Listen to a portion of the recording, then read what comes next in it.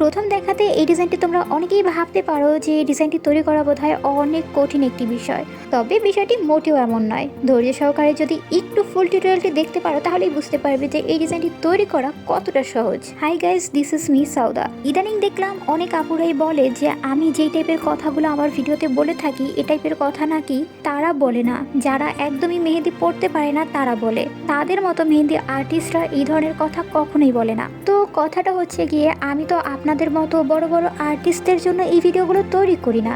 আমি আমার ভিডিওগুলো তৈরি করি সেই আপুদের জন্য যারা একদমই মেহেদি পড়তে পারে না তাদের জন্য। আমি অত বড় কোনো আর্টিস্ট নই কিংবা অত বিখ্যাত কোনো আর্টিস্ট নই। আমি একটু একটু মেহেদি দেওয়ার চেষ্টা করি, আর সেগুলোই ভিডিও আকারে আমি আমার ভিউয়ার্সদের সাথে শেয়ার করি।